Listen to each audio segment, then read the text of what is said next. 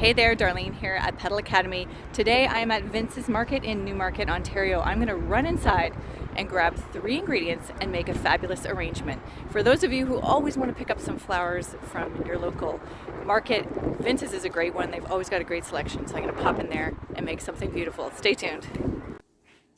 Hey everybody, I'm back to create something beautiful with those 3 ingredients that I picked up at Vince's.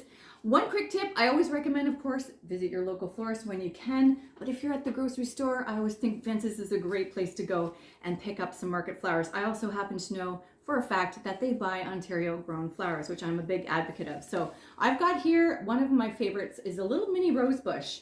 So don't discard picking up a plant to use for an arrangement at home, because you can trim this down, and what I intend to do with this is pop it into my garden after I'm finished trimming it for my arrangement. So great idea if the selection is, a little bit. I love that raspberry color to go with what I'm going to show you next. So I also picked up a little 5 bunch of tulips, really quick and easy, so sweet. I'm going to be adding those, and I picked up a mixed bunch. So I know that these are created in Ontario. There's probably a couple of import roses in there. I think that's a sweet Eskimo in there. But I couldn't resist those ranunculus in there. And I know I've got some ranunculus lovers in my audience here. These ones with the little two-tone colors are one of my favorite. They just are so unique and interesting that I just had to grab them. So I'm gonna put together a really cool arrangement in a little bowl with a pin frog or kenzan, and stay tuned and see what I create. So I'm gonna be using one of these little bowls here. I'm going to talk about pin frogs for just a second. These little pin frogs are really cool. They are something that the florists typically use for designs that have a lot of woody stems, or some florists use them all the time. This is their go-to for mechanics. I typically like to use them for woody, branchy, structured arrangements, but they come to us with inspiration. Of course, they've been around for many, many years. There's many different sizes and shapes of them. But we typically use them for ikebana design as well. I am going to be giving one of these away, so if you want to be a lucky winner of a pin frog, pop by the Beaton Library this Saturday. It's Seedy Saturday, and I'm going to be there as a vendor, as well as doing 2 demos, one at 11ish and one at about 2ish, I think. And I'm going to be demonstrating an arrangement with one of these, and the winner gets to take it home. So be sure to join in if you want to grab one of these guys as a free gift. They're great. You can purchase them on our website as well. So if you don't happen to win one, you can pop by our website and purchase one, and we'll ship it out to you. There you go. Pin frogs or kenzans, great for floral design. Got my tools. Okay, one little thing I'm adding to my 3 ingredient arrangement. I happen to have some dogwood that I picked just from our backwoods a couple of weeks ago, and it has started to sprout. So because this is a kenzan and it handles that woody material really well, I'm going to use a couple branches of this as well. So I'm going to go ahead, I'm going to open up my bunch that I got from Vince's, and I'm going to go ahead and I'm going to trim off a few stems of the roses that I'm going to be using in my arrangement as well. Now these roses are right off that plant that I showed you, so I'm just cutting them right off that plant. I love that raspberry color that they come in. And I'm not going to harvest the whole plant. I'm just going to pick up a few sprigs, but just be aware that they are very thorny because it's a spray rose, mini rose bush. So I'm just going to go ahead and do myself a favor here and kind of clean up the stems just a little bit before I get going here, so I don't get surprised by a thorn, and give you guys a real show for your viewing pleasure here. Okay, there we go. So I've got those ready to go.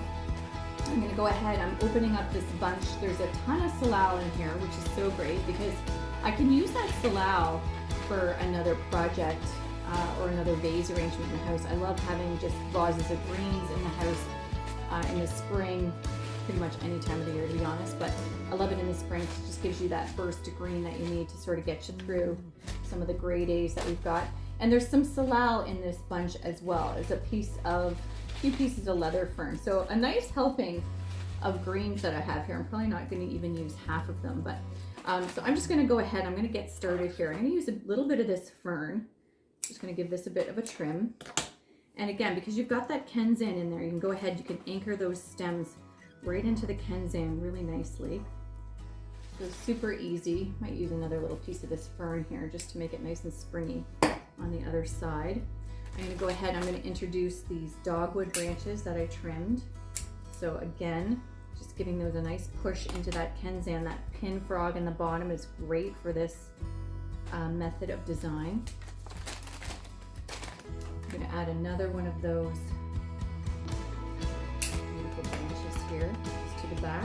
If you're having problems getting your branches in, sometimes you can split the ends as well, just to really navigate them into that pin frog a little bit, give them a little bit more of an area to accept the pins. I'm going to add just a little bit of salal in here. A few stems of salal, keeping this kind of light and airy, nice and gentle. And then I'm going to bring in the base with these roses. So use them more of a filler sort of down here in the bottom, just for some really nice depth. Like, don't be afraid to use roses low in an arrangement. I know it seems kind of odd, but they have great coverage for that large volume of show for the flower. So it really kind of can get you some mileage down there on the bottom, and it really brings your eye into the center of your arrangement. So I'm just going to flip that around so you guys can see. I'm just going to move this guy a little bit closer into the center here, so you can really see this come together. So I've just got those little elements in there. And then I'm going to take these gorgeous ranunculus that I have here. Again, just trimming these on an angle.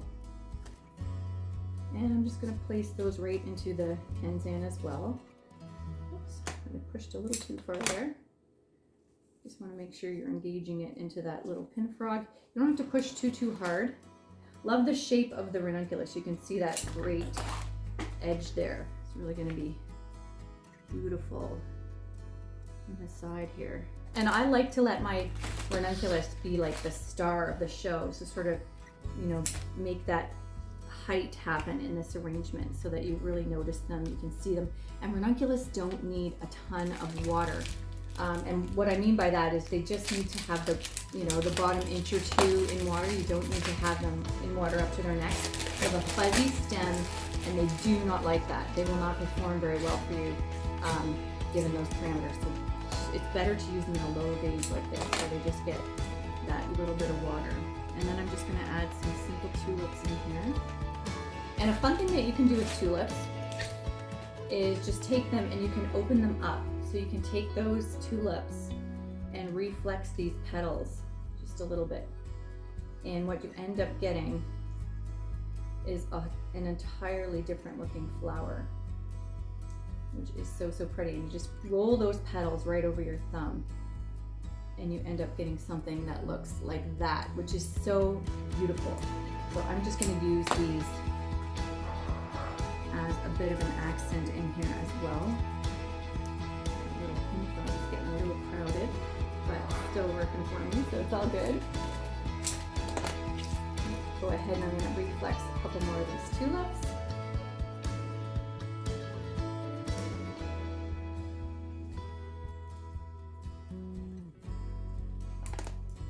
Just to get those in there. So nice.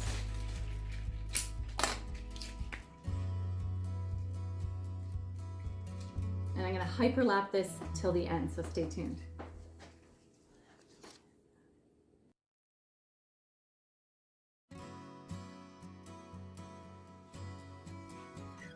So there we go, we're all finished. I've got this arrangement ready to display in that beautiful little pin frog. It came together so nicely.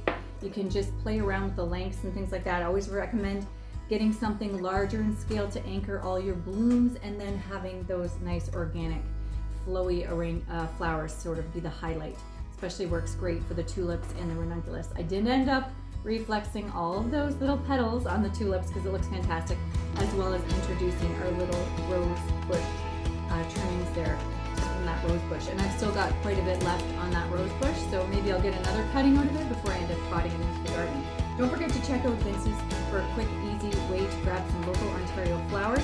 And if you loved this video, be sure to stop by the CD Saturday, this Saturday, March 25th at the Beaton Library. I'm going to be doing 2 demos, one at 11ish and one at 2ish. One of them is going to be a vase arrangement, and you can win a pin frog. So don't forget to check that out. I believe the festivities over at the Beaton Library start at 11 a.m. So we'll see you then. Thanks so much. Happy spring, everybody.